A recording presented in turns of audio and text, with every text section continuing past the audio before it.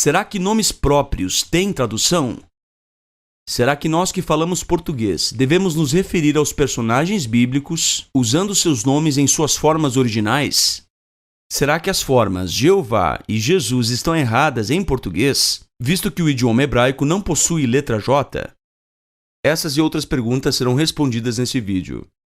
Atualmente têm surgido movimentos que se auto-intitulam do nome sagrado, que são movimentos, basicamente, que defendem que os nomes dos personagens bíblicos devem ser pronunciados em sua forma original, e que qualquer tradução de nomes é inaceitável. Mas então, será que nomes têm de fato alguma tradução? E a resposta é: depende. Depende do que nós queremos dizer com tradução e depende do nome também. Se por tradução nós queremos dizer tradução de sentido, a resposta é não.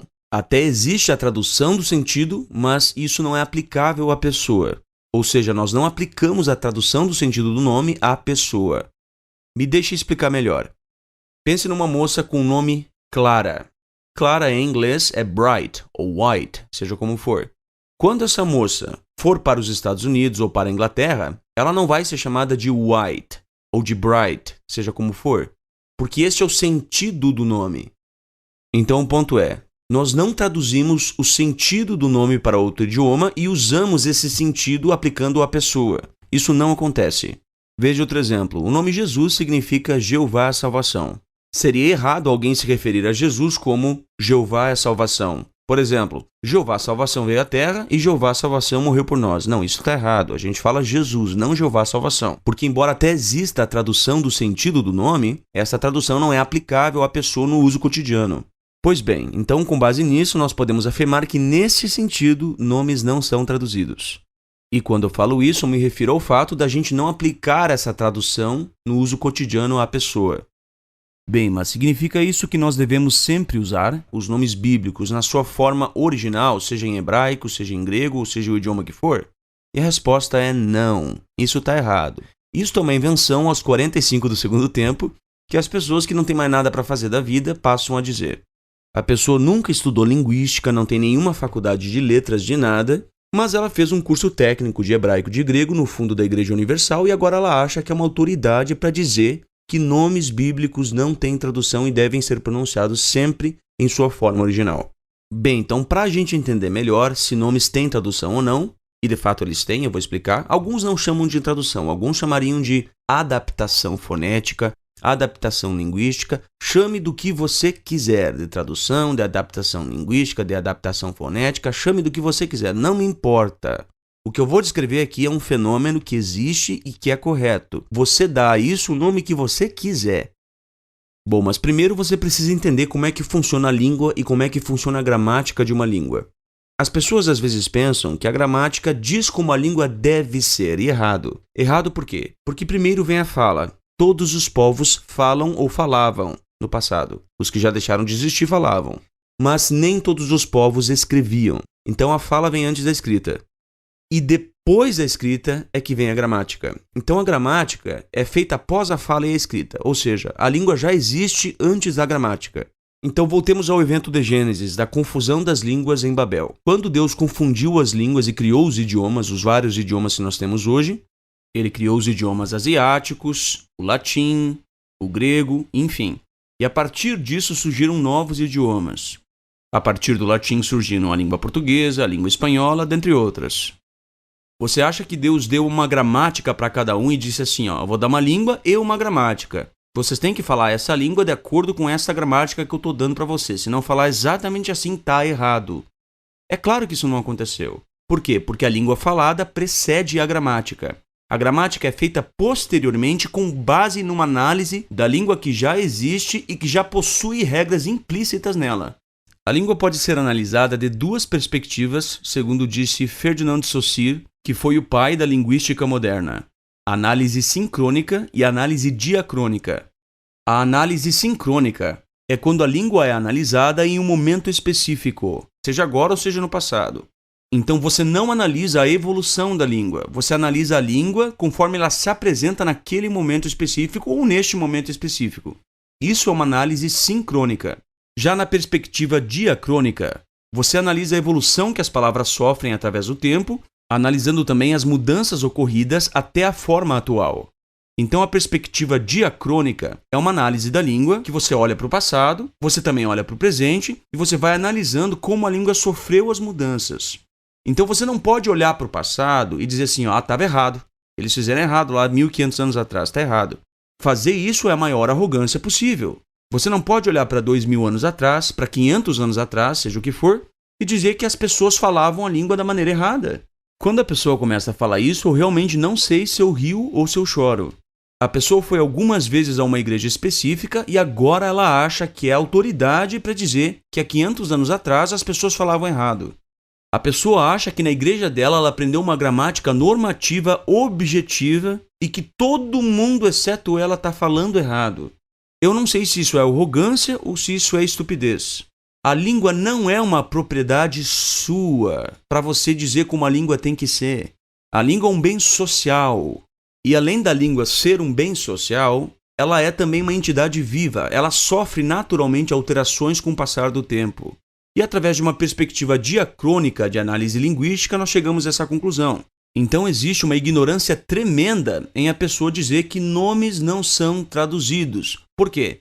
Porque a pessoa está basicamente dizendo que no passado todas as pessoas falavam errado e a pessoa está tentando aplicar as regras de gramática atuais na língua que existia 500 anos atrás, 600, 1000 anos atrás. Isso é uma estupidez tremenda. Pois bem, mas então o que uma análise diacrônica da língua nos revela a respeito dos nomes e das traduções de nomes? Uma análise simples e objetiva da língua nos revela que nomes possuem variantes em vários idiomas e que quanto maior for a importância histórica do personagem que levava o nome, mais chances existem desse nome ter variações em vários idiomas. Por exemplo, você acha que Platão se chamava Platão?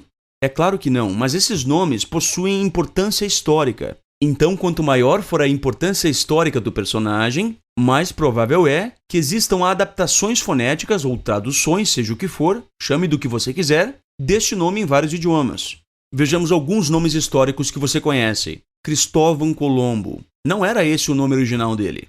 Mas é assim que nós conhecemos o homem, o personagem que descobriu a América. Veja outros exemplos. João Calvino, Martinho Lutero, são nomes famosos na Reforma Protestante. São nomes históricos. Esses nomes possuem tradução em vários idiomas. Por quê? Porque são nomes muito importantes na história da humanidade. Bem, mas talvez alguém argumente. Mas Adolf Hitler não é traduzido para português, e ele é um nome histórico também. Sim, mas ele é um nome da era moderna. Então, o que a análise linguística nos revela? Que quanto mais antigo for o nome, mais provável é que ele tenha traduções, e quanto mais moderno, menos provável é. Significa isso que todos os nomes famosos terão tradução? Não. Significa o fato de que nem todos os nomes famosos terão tradução, que nenhum nome famoso deve ter tradução? Não. Então, qual é o ponto objetivo para que a gente saiba se um nome tem tradução ou não? É muito simples, é você olhar para a língua e identificar se naturalmente a língua apresentou uma tradução para o nome ou não. Se ela apresentou, então tem tradução. Se não apresentou, não tem tradução, é muito simples.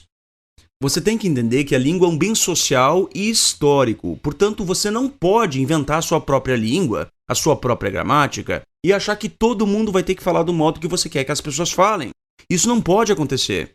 Você também não pode olhar para o passado e dizer, não, como eles falavam lá está errado. O modo como a língua chegou até nós é errado. Você não pode julgar a língua como errada no passado, baseado na gramática que existe hoje. Isso é estupidez. Pois bem, então vamos entrar agora no assunto do J. As pessoas dizem, Jeová é errado, Jesus é errado, porque o J não existia em hebraico. Assim, eu tento não ser sarcástico, mas existem casos em que a pessoa pede um sarcasmo, e esse é um caso. Quando a pessoa me diz isso, eu sinto uma vontade incontrolável de responder assim, sério, não diga. Eu achei que o hebraico tinha J? Mas como é que você descobriu isso? Você merece ganhar um prêmio Nobel? Gente, de boa. A pessoa que faz uma observação dessas, ela não tem a menor noção do porquê que ela existe.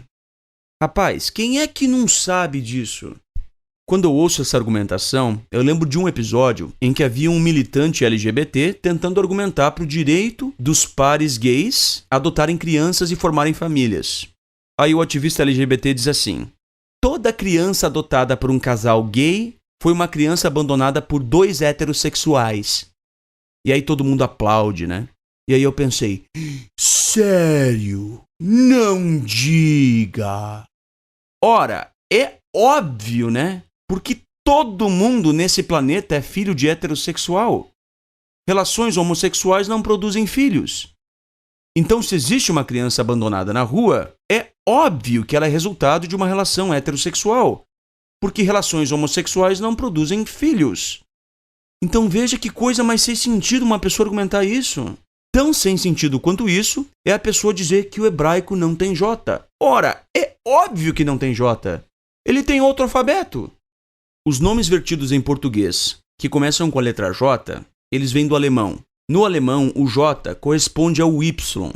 Tanto que no nome Johannes, por exemplo, você não pronuncia Johannes, você pronuncia Johannes em alemão, ou algo similar. Então, em alemão, nas línguas germânicas, o J tem som de Y. E os nomes hebraicos que começavam com Yod foram traduzidos para o alemão com a letra J, que corresponde a um som similar ao som do Yod em hebraico. Muitos idiomas, ao pegarem os nomes nas traduções, acabaram vertendo a forma alemã. Segundo alguns historiadores, quando o nome Jesus foi importado do alemão para o inglês, ele era pronunciado na forma alemã, com o J tendo o som de Y. E com o passar do tempo, as pessoas foram perdendo esse costume de pronunciar o J com som de Y em inglês e passaram a pronunciar o nome Jesus com o som de J mesmo em inglês. E aí surgiu o Jesus.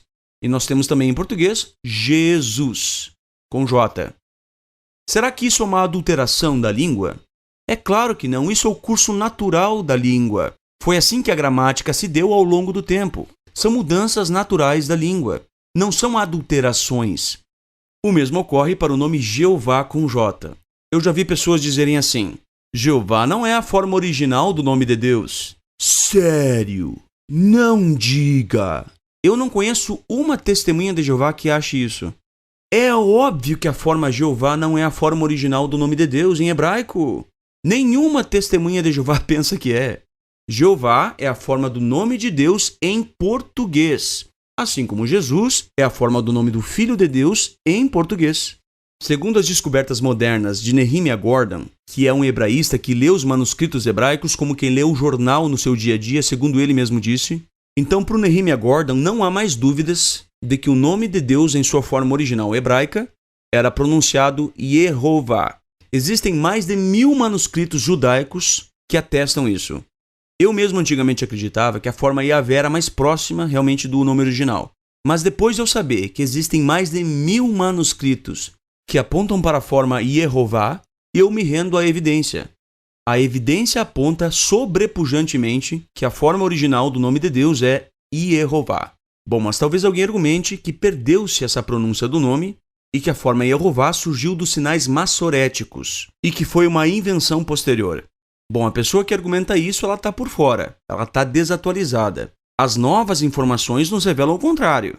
Os massoretas ou massoréticos eram escribas judeus que se dedicaram a preservar e cuidar das escrituras que atualmente constituem o Antigo Testamento. Realmente, eles criaram os sinais massoréticos, mas eles criaram com base naquilo que eles conheciam da pronúncia.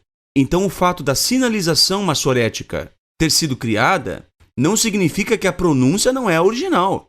Então, quando os massoretas fizeram a vocalização Yehová ou algo similar, eles não inventaram isso do nada.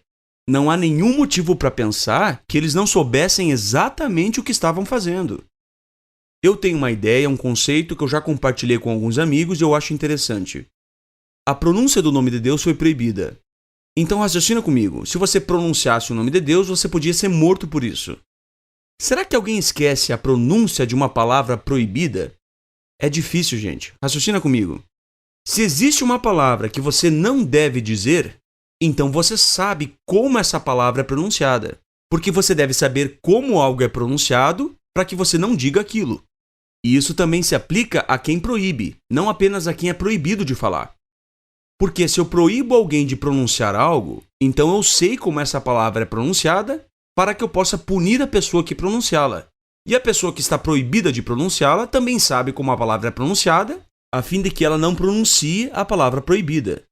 Então, tendo isso em mente, o que é que te faz pensar que os maçoretas não sabiam exatamente a vocalização original da forma do nome de Deus?